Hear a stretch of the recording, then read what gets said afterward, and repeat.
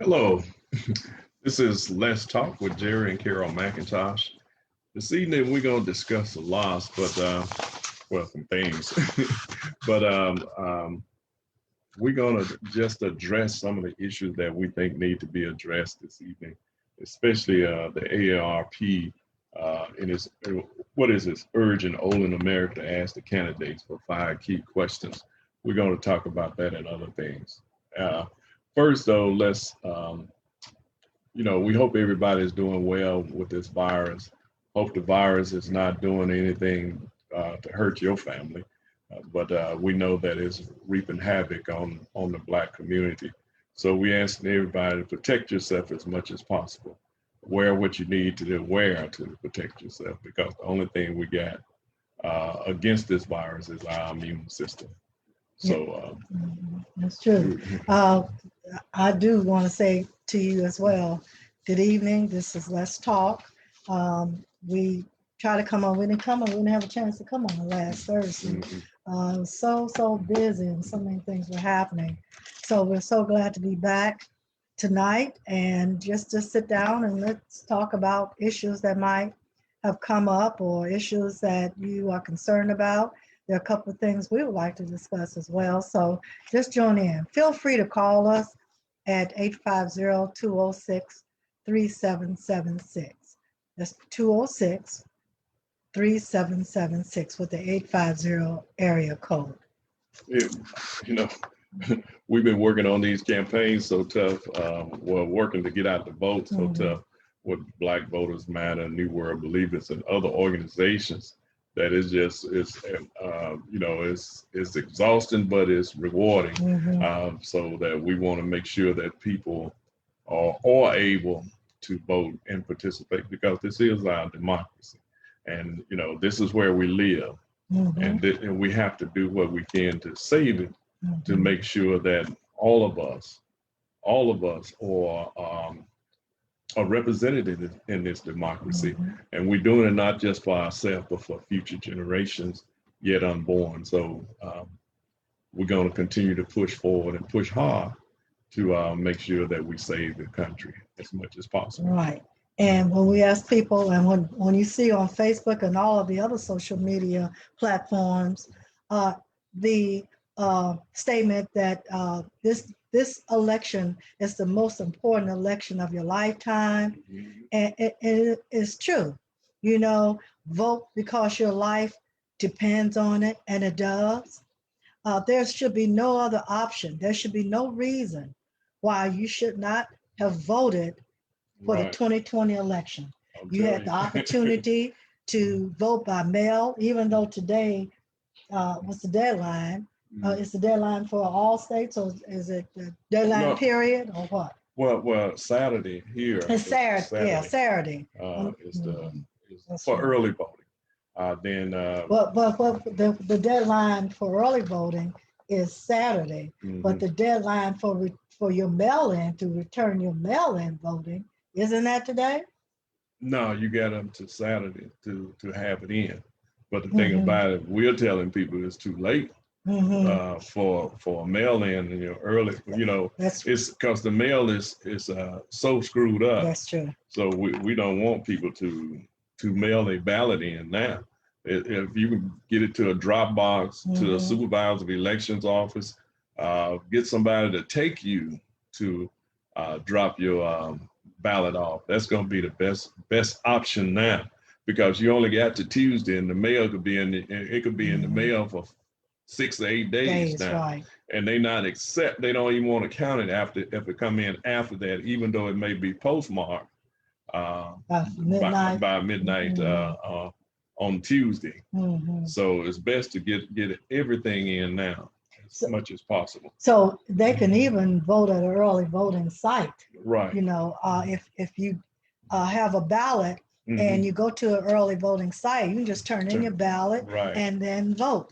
Yeah. So please don't hold. I was kind of disturbed, Jerry, because I heard that there were a lot of people that received the mail-in ballot that have not returned it yet. Yeah. And I think in Pennsylvania, it's around 1 million people haven't turned their ballots in. So that's really it's going to hurt if they don't get either go gone and vote. You might have to get in line and vote, or you're gonna have to go take it to the drop box. That's the easy way to do it. Take it to the drop box or your supervisor of elections office or your early voting place. So that's what we did. Right. And just pick a certain time. They'll tell you early in the morning it's kind of crowded, and in the evening after work it's kind of crowded as well. Hello, Rodney, doing what you're supposed to do, wearing your mask. Thumbs up. But you still can pick your times and go at a time that you think that you would not have to stand in line a long time. We went and we had our mail-in ballot. We decided to go in. We were going to see if it was crowded. Well, we went right in. There was no line, nothing. And so we turned it in. They took it, and that was it. Everything was fine.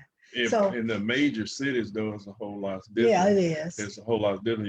You're talking about 1 million people versus so many, in the different communities that we live in. So it's huge there. And the best thing for them to do is to go on and if you can get in line, and if it's not going to be too strenuous. But if you got your mail-in ballot, take it and drop it off. That's the best way to do it. That's the best way to do it. But do it. But do it. That's the key thing. Do it. Because again, we're just staying on this a while because today is Thursday. We have Friday, Saturday, Sunday, Monday, Tuesday is the general election. If you know someone that has a mail-in ballot, if you know someone that have not voted, please get them to the polls.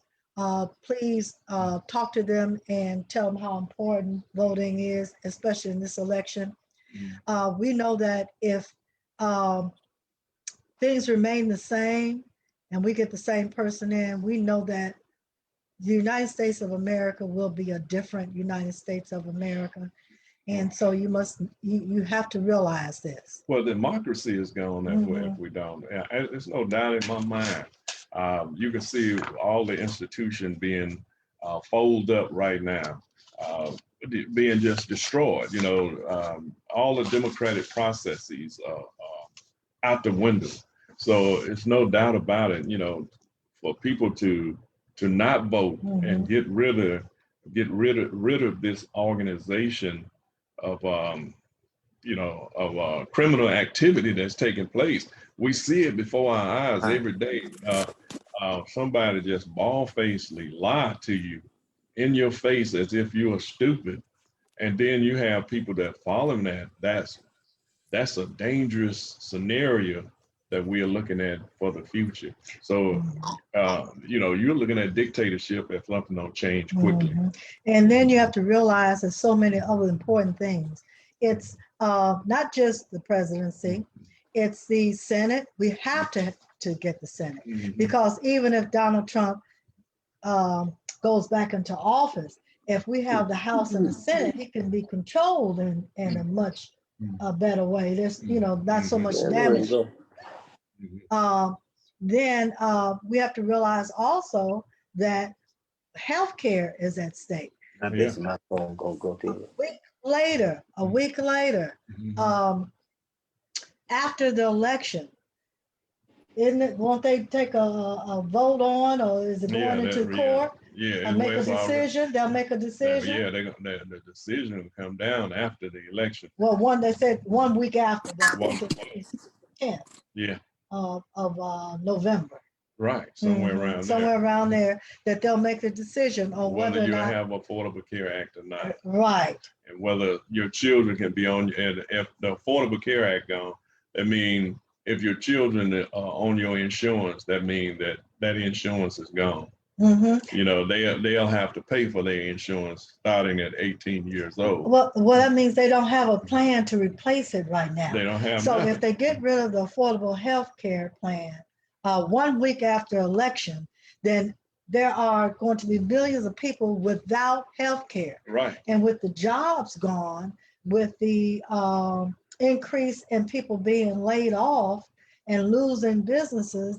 Businesses are Mhm. being lost, Yeah. and there's no health care Right. in the And United States. with this raging virus that's taking place Well, in the yeah, country. let's talk about that. I want, before we get on a little farther, Yeah. everybody should know that Rodney Jones, are you in there, Rodney? Yes, ma'am, I am. Yes, good too that you had a chance to come on. We're gonna talk about a subject that I know you want to discuss, and we're gonna do Yes, that ma'am. because you have an emergency in your family, Yes, and ma'am. that you are coming on Real Talk to kind of discuss. Absolutely. We discussed it before, but Yes, I ma'am. want to talk a little bit about, and you can too if you're listening. We want you to talk a little bit about the coronavirus. We talked about the Mhm. healthcare, and if they get rid of it a week after the election, then we're talking about pre-existing conditions. Mhm. And with that being said, um, the coronavirus is on the rise. I mean, Yes, it's indeed. more and more people are dying, and we're going to get even to a higher level than we were when we first the United States first contracted the virus in Mhm. March. Mhm. Well, it was really Absolutely. before March, but when we Yeah. really found out about it. So, what do you say about that? You know some of the figures, the numbers, anyone? Um, Well, I know it's 227,000 people that have. We want to make sure that we stress 227,000 people that have passed away. Not that just some numbers, but there's 227,000 people. Our humanity that's gone that shouldn't have been gone as of yet. They were Well, just talking tonight about the teacher and her yeah. daughter. Both of them were teachers. yeah, yeah. Both of them passed away. Mhm. So they were talking about that tonight. But you think about that. And every one of us know somebody that have passed away Mhm. Yeah. from. I know we do here know somebody that have passed away from this virus. This virus Absolutely. is killing 1 in every 5 Black people in this Black country. people. Yeah. Yeah. Yes, indeed. With that being said, then we have to be real concerned. So that's a real reason why we need to get out and vote, because we really need that health care. We need the affordable health care plan. Mhm. And Absolutely. the Trump administration does not have one. That's Uh, true. That's true. Have one. They have Okay. nothing. They have nothing even the resemblance of a healthcare plan. Mhm. And like I said, with this raging virus, people already That's right. over 100 and some million people, 136 million people already had some kind of pre-existing condition. And with this virus, I mean that it's going to be right at 200 or more people that, because you got some like 8 million people infected Yeah. that they know about. And what they're saying is, by if people don't kind of control themselves for Thanksgiving, and people start have their families because they're Right. used to it and they think everything is fine, they're saying after Thanksgiving it's going to skyrocket. The death toll. Yeah, they Not said the just death toll, not the illness, just yeah, contracting it, but Mhm. the death toll. So you're gonna have to be real serious about this. You're gonna have to be very careful and mindful that this coronavirus, no matter what you hear, is still out here. Mhm. And people are still dying and getting sick. But True. with that, I want to I want to move on to something else. You want to pivot over to Rodney? Yeah, I want to move because because I know Ronnie has an emergency. Mhm. But there's an issue that we've talked about on community conversations. I think we've talked about it also on our voices. There's a referendum on the ballot here in Florida. Mhm. And what is the referendum called, Rodney? It's an ad valorem, Escambia Children's Trust. Yes. Yeah, and that's going to be on the ballot. Right. And if you've watched television or here on Channel 3 News, you've seen quite a few people, Black, as a matter of fact, that have been pushing this Absolutely. referendum. Absolutely. Because, Absolutely. and they're pushing it because it's geared toward children. And Or at least, or I wouldn't say that. I would say at least the language right. says, or it leads you to believe that it is for the children. I agree. Because the truth of the matter is nobody has come to the community and really articulated the parameters of the program.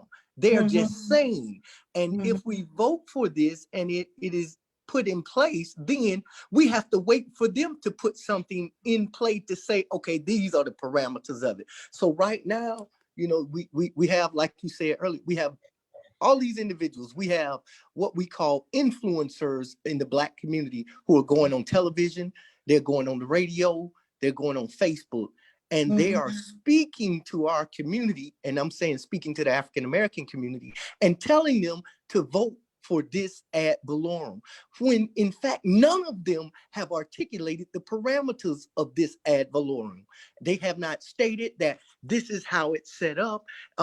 This is the clear parameters. Nobody is coming on and saying that, okay, they're gonna have 5 positional positions. Two of those positions will be for political people who have been elected into a political position, such as our county commissioner or a school board representative. And then there'll be 3 more people. Those positions are permanent positions. And the other 5 will be recommendations that will be appointed by the governor of this good state of Florida. Y'all know who he is, Ron DeSantis. They'll be put in place. So in my opinion, it makes the board political from that perspective.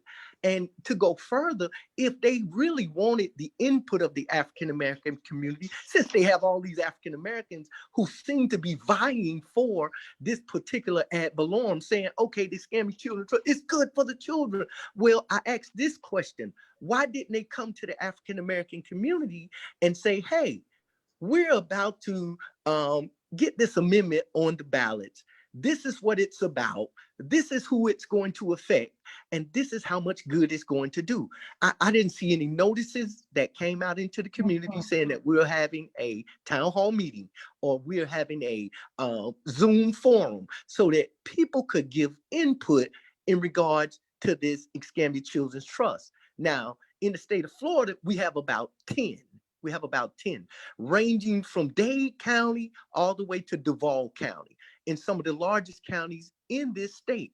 But you have to remember, we have 67 counties in this state.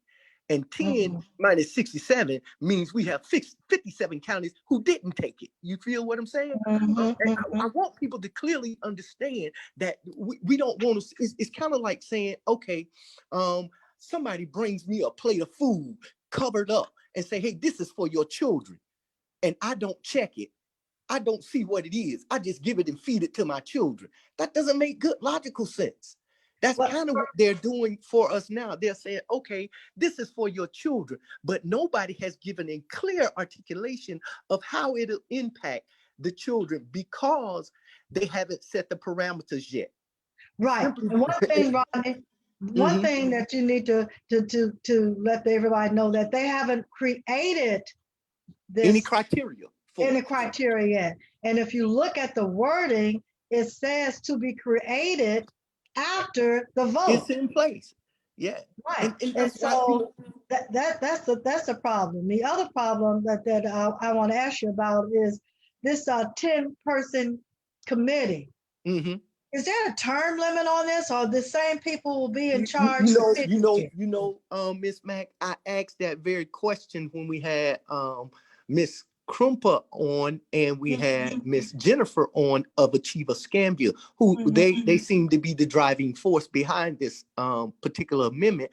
And they did not give me a definitive answer on whether or not, because I asked that specifically, I stated to them.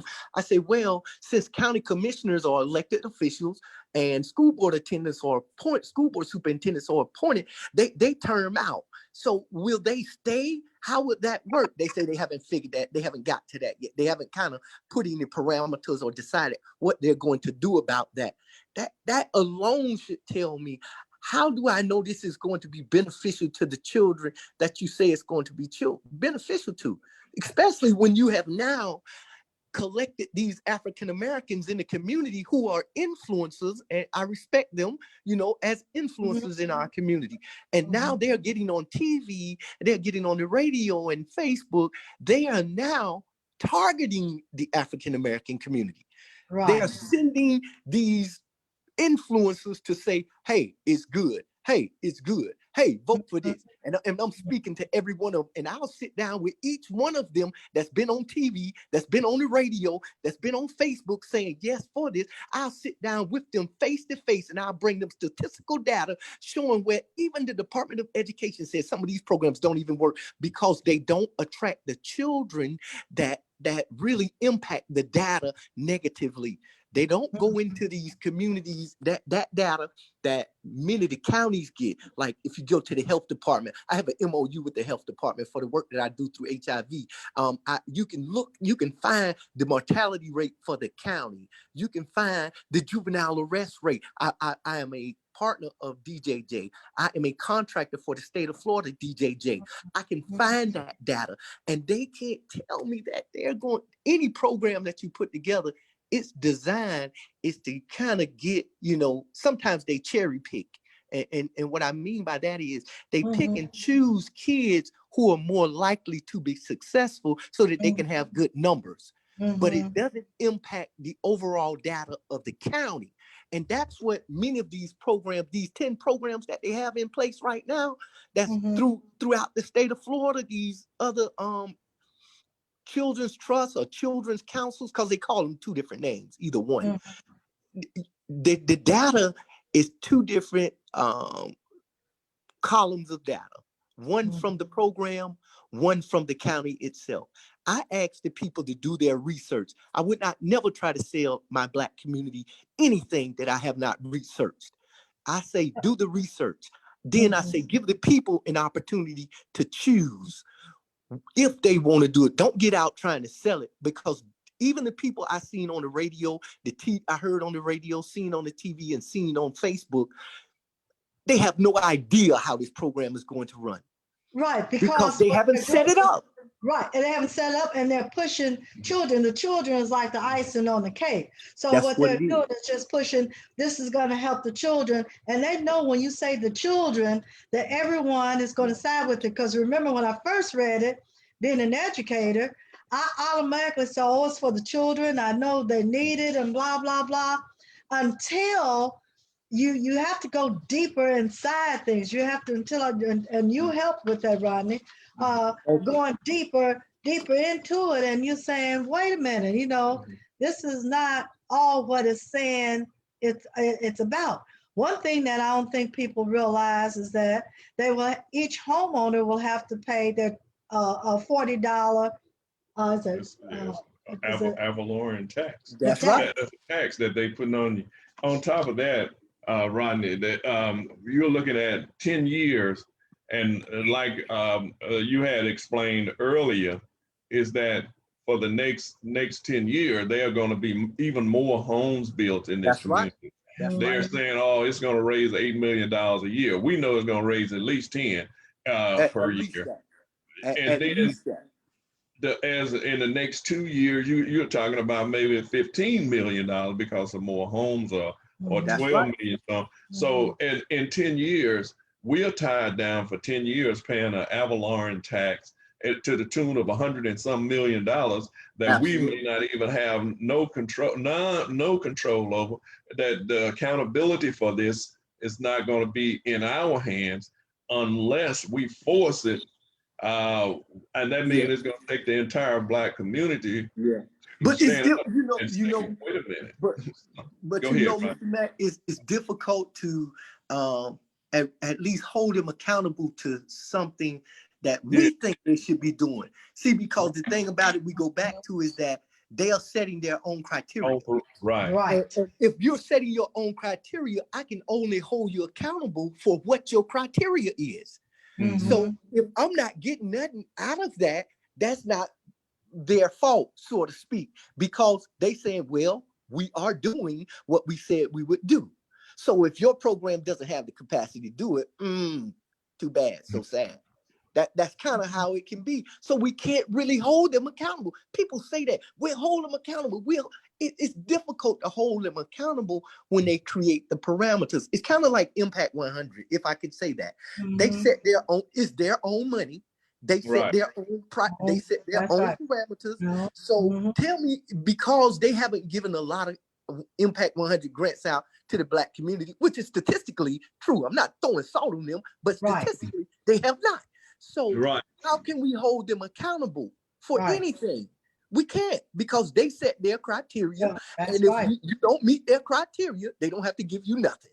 Absolutely. And they don't. So, But I was just going to say, Rodney, also one of the things that you brought to my attention is the children that's in certain areas in the most disenfranchised area, the poorest area, are the ones that need it the most, who will get the less from it, because the children that's more affluent or have parents that can get them to these places, that's right. they're gonna benefit from it. And that means that the affluent going to benefit, and the poor children in the housing areas, in the poorest area, who can't get back to these after school programs, are the one going to suffer the most from it. You're absolutely true. there's a lot of questions to it, because again, like y'all both are saying, who's going to decide on which program is the best program? What criteria you have for submitting it, especially for the grassroots nonprofit organizations that don't have capacity. That's right. And that's You know, what I fear that's going to happen. Many of the organizations out here that are doing work are not going to be able to get the funding because they don't have the capacity. You know, right. because now we're talking about hundreds of thousands of dollars or $1 million. Hundreds of You know, millions, yeah. that's right. So And one thing, I'm sorry. No. I was just going to say, what agency that we know would get that, besides the agencies that are already out here, like the FFNs, the United Ways, the United Ministries, and the organizations that are already out there that have already built the capacity. You can't buy. I mean, just by sheer not enough agencies, they are not going to overlook them. They say they are. Even so what are they going to do? They're going to create new organizations, or they're going to let new riser organizations. And you telling me you got a council that's supposed to be of intelligent people? They're going to give money to an agency that has no validity, that has no capacity, or has not demonstrated that they have the capacity? They're just going to give the money away? I think this a bunch of foolery that they're trying to shove down the throat of the African American community. And I say shame on those who have not done their research and they're selling it to the African American community. I'm not scared of them. I'm not ashamed of. I'm not scared of neither one of them, none of them. I like them. I respect them, but I'm going to tell the truth when it comes to the African American community. I'm saying, hey man, this isn't about any other crazy stuff, except for the fact that you have people who are trying to sell something to our community and didn't have the decency to come to our community and ask for input. And then they turn around and get influencers of the Black community to try to sell it to the Black community. That doesn't make sense to me. And on top of that, Rodney, the governor is going to be the one appointing certain people to that. And like you said earlier when we were talking, he's going to look for somebody that's going to be in his corner, not necessarily. And it's probably not going to be anybody from the Black community that's going to be. They'll have one. They'll have some of the influencers. I think they'll sprinkle it. I think they'll sprinkle it up a little bit. Will be one of the influencers. I would say it'll be 1 or 2 out of 10. I'm just thinking 1, but 1 or 2, and one will be one of the influencers. I believe that. I think it's going to be 1 or maybe 2 of those influencers. That's it. That are going to be on that board. Right. And then when we were talking, we had them on. What she said was, which perked my ear, was that they're not going to build capacity, give an organization and That's help right. build a That's right. capacity. They're You have to going be to ready. enhance. They said they're going to enhance the capacity of organizations. So, like you're saying, the nonprofits that have capacity already, they're going to make it so they have more capacity, rather than getting the organization, the grassroots organizations that might not have capacity Mhm. but have a good program, uh, Yeah. and making sure that program has capacity to to To to move, to move To forward. move forward. grow That and And and develop. that develop, right? absolutely. And, And that's and, why I say no to it. I say no to the ad valorem. I say no. I say no. I say no because of that very thing. They're going to end up giving the money to the agencies and organizations that's been getting the money, and you're going to get the same result. So that's why I say no. Otherwise, I say, hey, bring it to the community. Let the community hear your plans, and then we're able to hold you accountable. But I can't hold you accountable for nothing you never brought to me. But you had your meeting in your boardroom, and you created this criteria. Then you said, this is what I have. I can't do nothing about that. I can't say, okay, I had input on that, and I can hold you accountable now because we had input and we can hold you to it. But if we never had input, all we can hold you to is the parameter that you set. Yeah, absolutely. Well, okay. Well, Ronnie, we want to get to a couple of more topics, but Yes, ma'am. um, Yes, ma'am. uh, I'm glad for the conversation, and we're asking people to look a little deeper. We love the children. I love children. I worked in the Yeah, educational system for years, and absolutely. still do for children. But Absolutely. And before I uh-huh. go, Mr. Mac, I just want to say, if anybody want to have that conversation with me, I am prepared to have that conversation with them, and the why I vote no for it and the data to back it up. But versus these folks who saying they're for it and don't got no data to back it up. I'm open to have that conversation. If you want to give my number out to them, they want to have an open forum about it. They want to have a sit down one-on-one about it.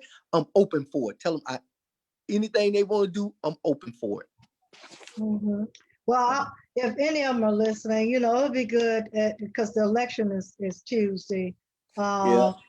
We have one other show, I don't Sunday Community Conversations, and if we get some takers, Rodney, if you agree, and if someone else wants to talk about it, we'll be glad to have that discussion on Zoom, on Community Conversations Sunday night, so that the community could better understand what to Absolutely. vote for. I Okay. tell them I'm open now. I'm gonna tell you right now, I'm open, and they can be 10-1. I'm good with it. Rodney, one of the things that we talked about also is that if it's not conducive to our community, then we have to go and try to get a referendum to reverse it. Absolutely. Because it can be done, because even though it's a referendum, you can use a referendum to reverse anything that's there.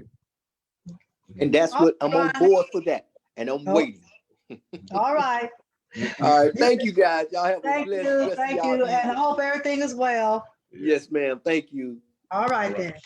God bless. So thank you, Rodney. That was a good conversation. He's really adamant about that. And there are things that you need to always look at. Don't desurface in what you're doing. We tell you to try. We always told you when we with our voices, we always say, find out, research, find out what the situation is, and then be a more informed voter, a more informed individual. So that's all we're asking you to be. We're not against children. Rodney is not against children. We're just saying that Because we all work with children, right. But we know that the children are not getting what they deserve, especially in our community. We work on shoestring budgets to try to help the children, and others are getting big money from when they have a few Black children in their program. We see it all the time, and the black community is the one that suffer just because somebody got a few Black children. That don't mean that that they are doing what, the rest of them are being left behind. And this program is not just for Black children. I want to say that. Right. But also, if you're saying that the monies is for after school programs, is for the health of the children, is for all kind of things for children, then we want to make sure that the African American child or the child of color, that we have some type of input into it, access to it, accountability for it, to make sure that we the money is used correctly, and that we're not just pushed to the side, and that the organizations in our community, whether or not they're nonprofits or whether or not they're churches, or whether or not if they're doing something good, that we build upon their capacity, we build upon that program, as long as it's empowering our youth. That's all we're saying. Right. We're gonna move right on because I saw this article in AARP is urging older Americans to ask the candidates 5 key questions. The election coming up, and in Florida, state of Florida, we have a lot of elderly people here, and so the AARP, the AARP, I'll say, had 5 questions. I want to read these 5 questions, and Jared, now you and I can discuss it, and you can kind of see what they're talking about. Just don't go out and vote. The elderly should ask these questions. One question, this is the statement before the question. Just over half of all older Social Security beneficiaries rely on the program for at least 50% of their income. That's Social Security. The question, if elected, how will you ensure that current and future Social Security benefits are not cut as part of the deficit reduction? And if you look at that, if you ask that question, you need to be concerned about whether or not this current president is for Social Security, if it's not for Social Security. Right. Look at the candidates. Which one is supporting Social Security? Which one is saying we're going to cut it? That's what it's saying. Because, your income and your quality of life will be dependent upon it. Right. It would diminish if the Social Security was a safety net for the elderly, because so many people fell through the cracks as they got older, even though they worked all their lives. The Depression and all of that came along, and the Roosevelt and all them decided, well, we need to do something so people will have something so they can either eat, and maybe have a shelter, enough for a shelter over their head. And so once that was put in place, it was a major step forward in making sure that the elderly had something that they could rely on each month. And that's something that we have to make sure that continue in the days coming, in the years coming. And we know how important it is because both of us are retired. We live on Social Security. You have to, and so therefore, if it's cut, it's going to make a difference. Right. So you need to think about, and the ones that are not yet on Social Security, you need to have it so that Social Security is still around. Right. Because anything can go wrong. Your life can change overnight. It's people that was working and doing had great jobs and all that. They had to go on disability, Social Security disability. So your life can change. Everything can change at a twinkle of an eye. So you want to make sure there's a safety net there for you. And for you, if you become disabled or something. Right. So those are the things that Social Security take care of. And you pay into Social Security. They're not giving you nothing. You have entitlements. Yeah. Right. Yeah. We are entitled to it because we paid for it. You pay for it. You pay for it. It comes out of your paycheck. Right. So the next thing is dealing with Medicare. It says half of the people with traditional Medicare spend at least a sixth of their income on health care.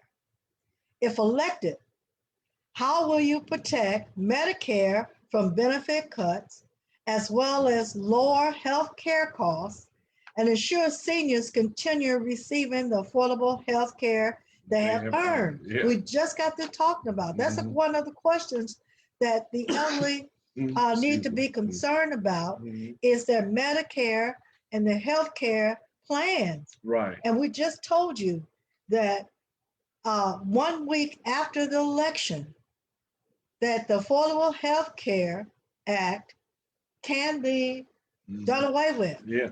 And the thing about it, the Republican Party over the years has tried to do away with Social Security and privatize it, Mhm. knowing the possibility of you privatize it, that everything could be lost.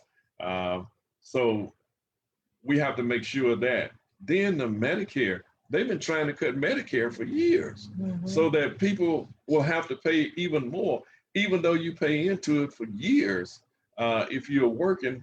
And they act it, and they try to put it as if they are giving you something. Mhm. It is your money. Everything that's come back to you is your money.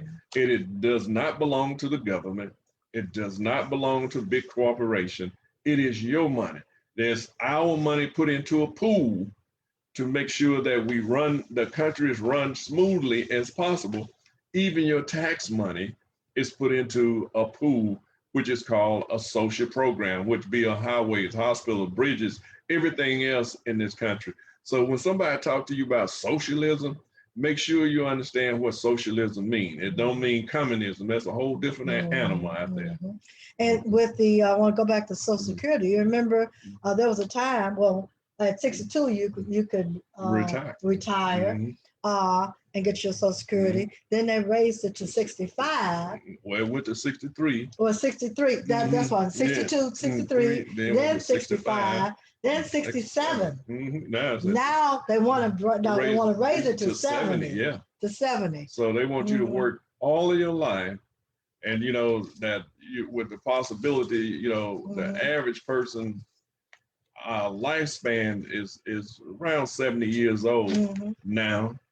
That's The what average. that's what the good book gave you. Yeah. Yeah. 70. Yeah. So the thing about it, don't let anybody fool you. It should not be. It should have stayed at 62 because it would have what it did back then when people retired.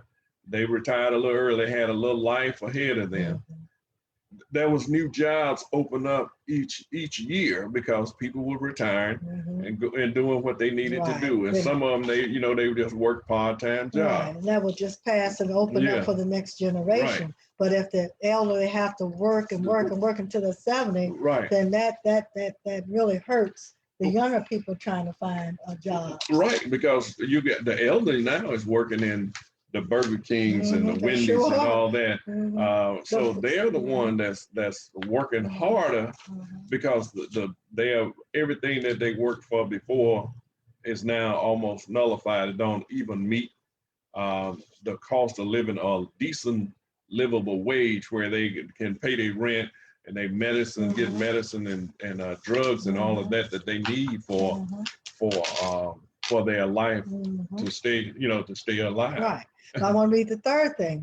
We went they need to look for Social Security, they need to look for Medicare, but it says unemployment during the coronavirus crisis reached the highest levels since the Great Depression, and older Americans have been affected disproportionately. If elected, how will you help Americans over the age of 50 recover economically from the effects of the coronavirus? So that's a question that the elderly, at least 50 and older, should be asking and should be looking. Which one of these candidates is going to help the Americans that are affected, have effects from the coronavirus that are over 50? And then Americans pay the highest prescription drug prices in the world. If elected, how will you cut prescription drug prices for all Americans? My sister is a diabetic, and she pays $400 a month for one diabetic, medicine. I don't know if it's if she shoots it or if it's a pill or what. but 400 a month for her, for just that one Mhm. problem. Right. Hmm. And it's even higher than that. It's going higher and higher for diabetic medicine. And the thing about it, everywhere else in the world, people negotiate with the pharmaceutical Mhm. companies, except here in America. Whether you're in France or everywhere else, they always talking about socialized medicine. Mhm. Well, give me socialized medicine any day, because I know I can go to a store and don't have to pay an enormous price for something that everybody else is paying $10 to $15 for, Mhm. around the world. And right there in Canada, where they have socialized medicine, something that, and then you can go to a hospital as well as anybody else. You can go where everybody else go. I know that the lie that the Republicans always tell, that, you got to wait in line, you don't get the best quality. No, well, in America is where you don't get the best quality health care, because you can't afford it. Yeah. Yeah. So that prescription drug costs, which one of the candidates again? And you all make this, which one of the candidates? Well, I know which one, and I'm sure Jared does too, but which one of those candidates will help you with your prescription drugs? And then the last one, that the older Americans, especially here in Florida, and there's older Americans in every state, but Florida, we have an overabundance. It's COVID-19 has caused death and suffering for too many older Americans who require long-term care. Right.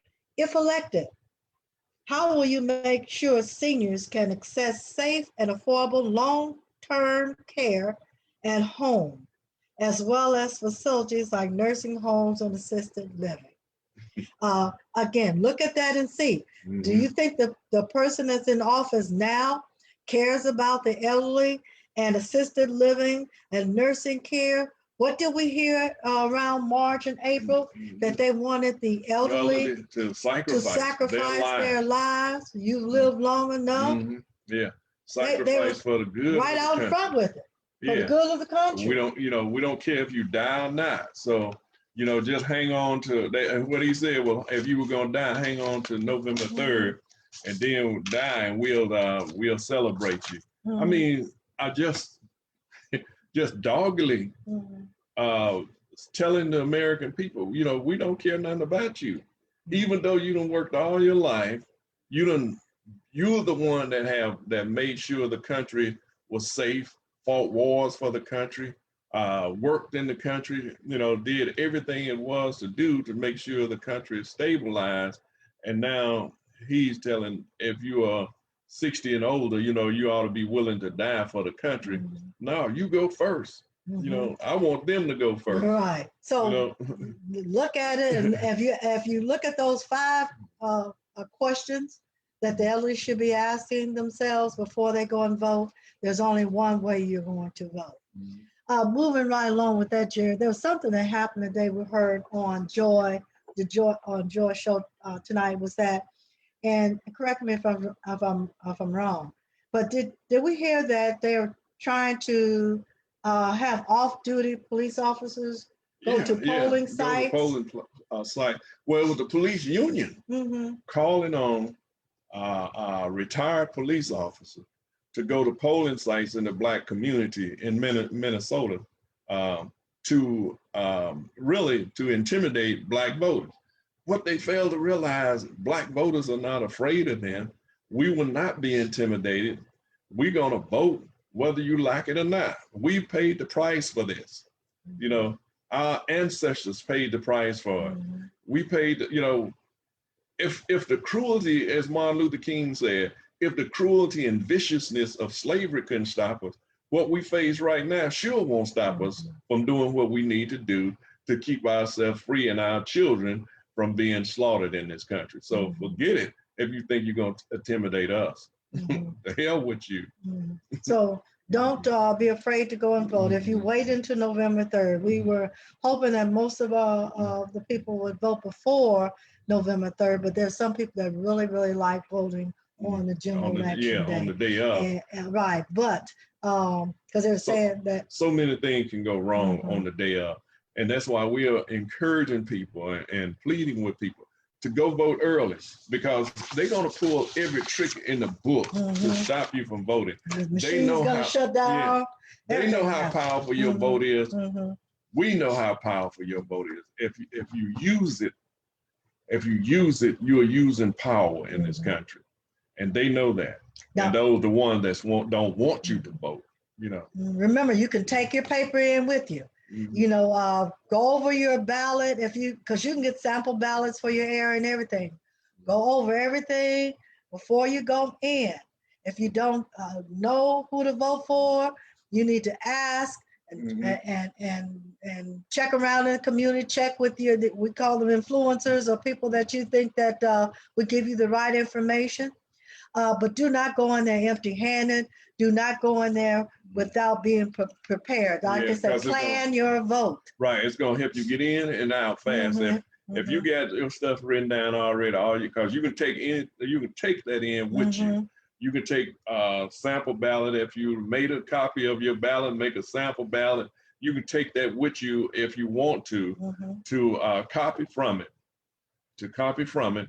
So that you in and you out, and you are not exposed to that coronas as much as you would be if you got to sit there and try to think about who to vote for, what amendments are on there that you want to get, the judges read all this stuff. No, be already, plan your vote. Make sure you're ready, even if you're doing it on the day of. But we encourage you, admonish you to go early, and don't wait, because there are going to be all kinds of shenanigans taking place on the day of.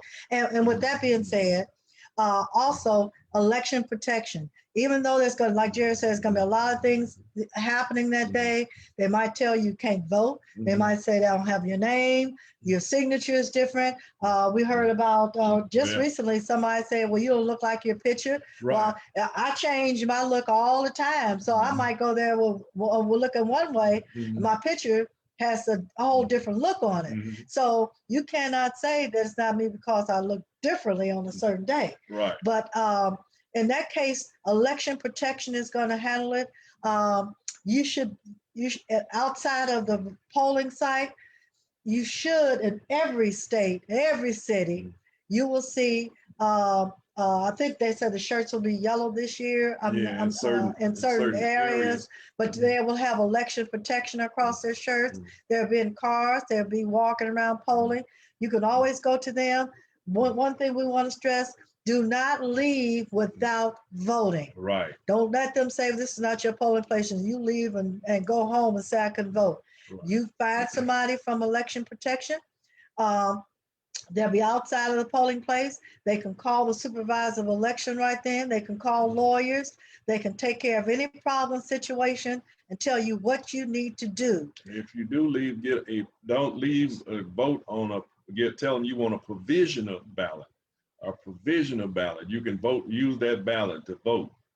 So make sure you get it. Don't leave without voting. Don't leave without voting. Don't let them tell you, well, you can't Don't be vote. intimidated, because they will. There are some that are there to try to intimidate you, but don't be intimidated. Make sure you get what is your civic duty and rights.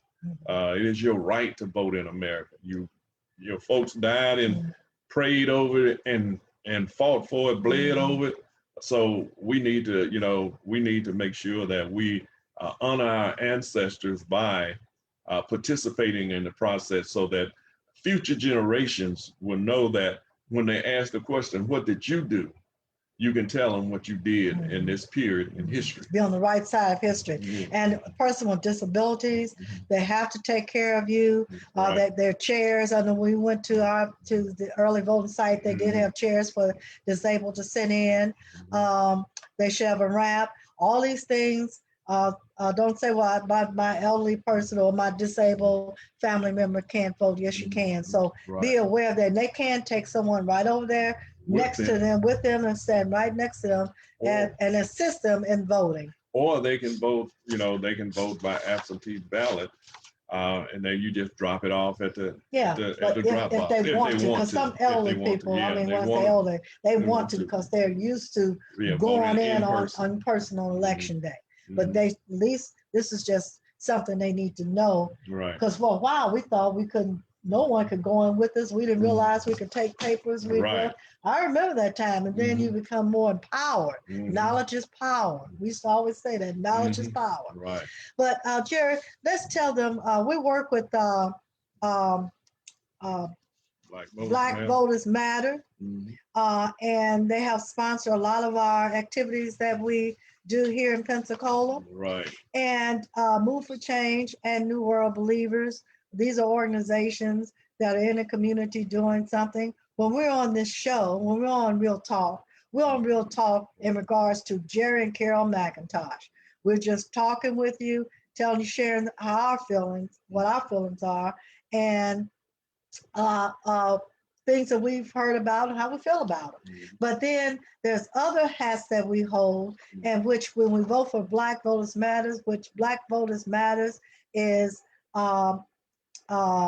national organization. it's a national organization, but they are Black Voters nonpartisan. Matter. Yeah, they are fun.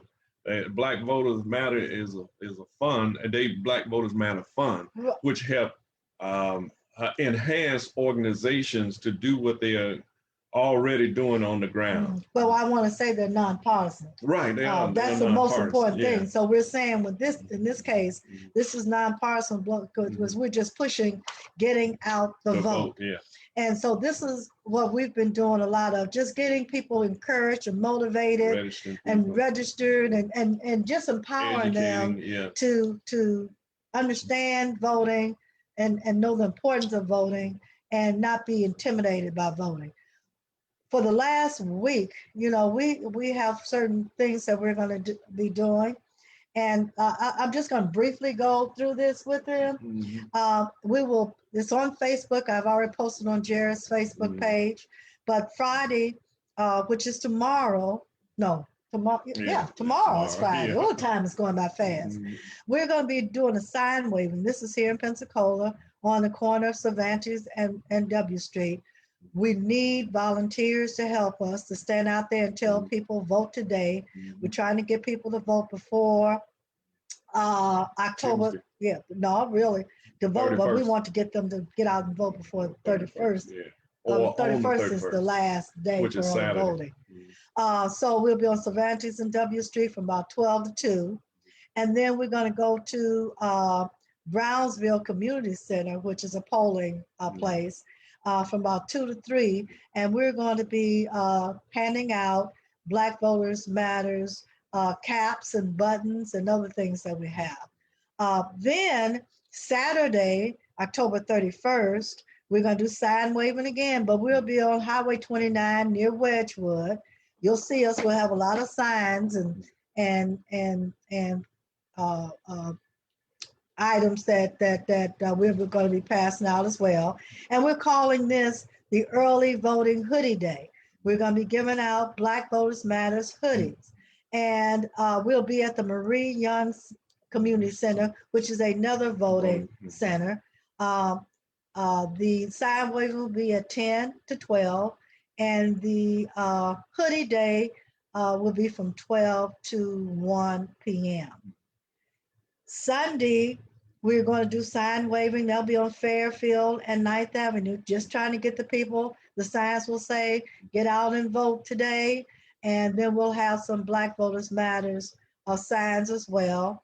And that'll be right there at Macedonia Church, because that is going to be a polling place Monday. Right. Yeah, it will be there. You'll be able to vote there Monday. Right. You're right. They can't. They sure will be able to go to Macedonia. So Tuesday, not Monday. Tuesday, they'll be able. But we're going to be there. Some people love the signs, the Vote Today signs and the Black Voters Matter signs. So we're just going to give them out signs and any other things that we might have to our voters. And then Monday on the 2nd, we're going to have the Get Out the Vote caravan. We're going to ride around the Montclair subdivision here in Pensacola from about 1 to 3. And we're going to be talking to the individuals and seeing if they need rides to the polls and seeing what other issues they might have. Also giving out swag, as we call it, Black Voters Matter swag, to the young people, give us a chance to kind of communicate. Now, when we're doing all this, I want you all to know how we talk about the coronavirus. We wear masks at all times and we social distance. So we're not in a crowd. We're not walking around in the caravan. You're in your cars. Everything, the sign waving, everyone will be 6 feet apart with their sign, holding sign, more. waving or more. So none of these events will be an event where everybody's going to be close together and where you will be concerned about coronavirus. We're very careful with that, even with our the previous events that we've had. And then, we've of course, had some nice events. Right. And then, of course, November 3rd, we will be a part of the election protection program, and that's from 7 to 7, where you can call in. You'll find out more information probably at Sundays on Sunday Show Community Conversations. Exactly what our part will be here in Pensacola. And we will have it on radio as well. Tuesday morning, I'll be on the radio. Election day, it will probably be riding around checking out. Well, I know we're going to be checking out the area, but we'll be doing simulcasting on the radio through our phones and all that. Tuesday. And Robert Hill always has simulcast. Yeah, He's always had something on election day. So it's going to be a very exciting but anxious, very nerve-wracking. Right. We won't get no rest until this call. There. I had a sheet here in regards to, and I know time is up, but it had on here about the swing states that we really need to look at. I'm going to post this one too, because I think this is important paper too, so you'll know when they talk about swing states. And so you need to look out for, hey, Florida, you've got to do it. You've got to do it, Florida.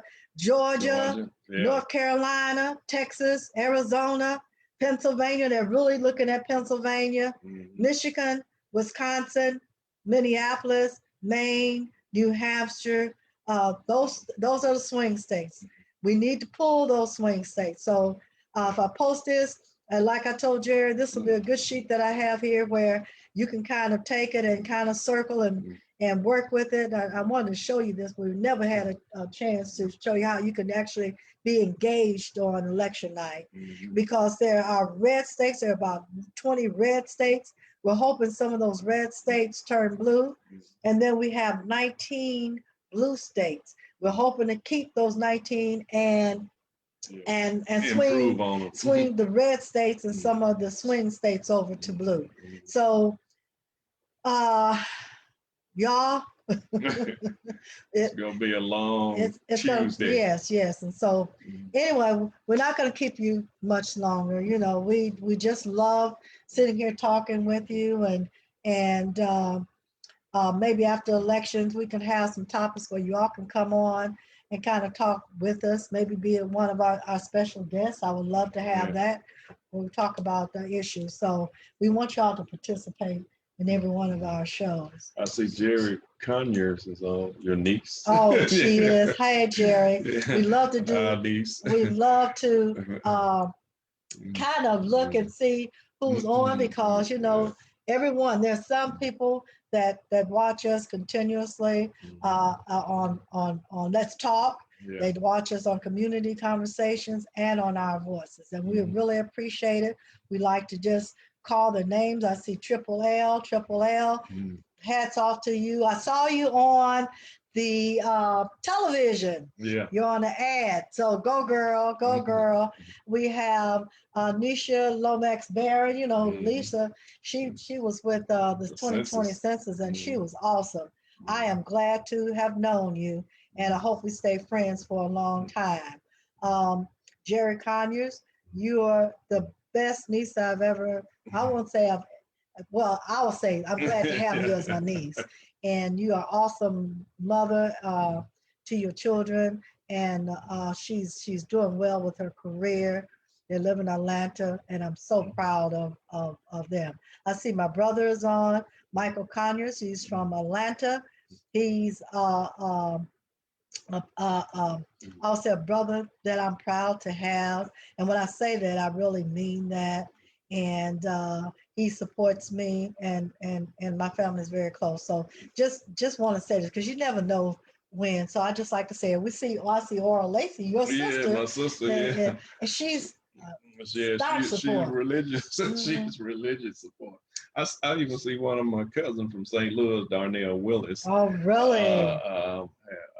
joined us tonight. hmm So, Nick McIntosh mhm, is our family member. Hey, yeah. Nick. Rosalind Fisher, Darnella Willis. Mhm, The name is Darnella Willis. The name mhm, that's sounds, is cousin. that, Yeah, yeah, that's Willis. yeah, They're in Chicago, Arkansas. in St. Louis. St. Louis, St. Mhm. Louis. So anyway, we appreciate you all. There might be many, many more, but those are only names that we saw. Mhm. So we're gonna say good night, you all, and see you Sunday on Community Conversation. At 7 o'clock p.m. Central, 8 Eastern.